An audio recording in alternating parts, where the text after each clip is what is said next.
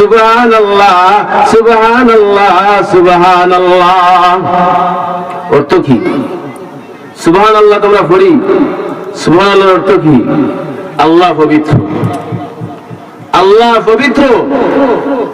তুমি সাক্ষী দিলায়, স্বীকার করলায়, সুবহানাল্লাহ আল্লাহ তুমি পবিত্র।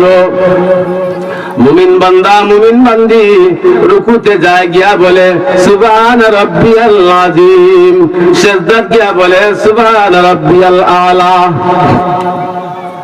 আমরা রুকুর তাসবিহ সুবহান রাব্বিয়াল আযীম, সিজদার তাসবিহ সুবহান রাব্বিয়াল আলা, হাতে শুনতে সুবহানাল্লাহ সুবহানাল্লাহ সুবহানাল্লাহ। তাসবিহ বলে লাভ মিঠা।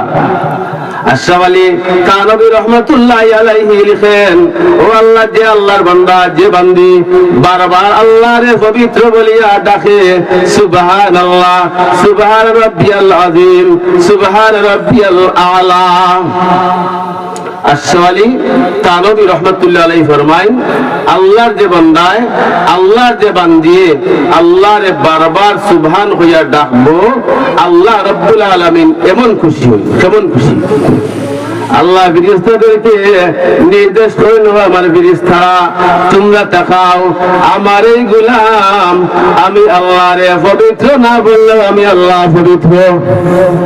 ও আমার ফেরেশতারা, আমার বান্দা আমার বান্দি বারবার আমি আল্লাহরে পবিত্র বলিয়া ডাকার কারণে আমি মহান আল্লাহ আমার বান্দার গুনাহ থেকে পবিত্র বানাইয়া দিলাম। সুবহানাল্লাহ। তাসবিহ ফায়দা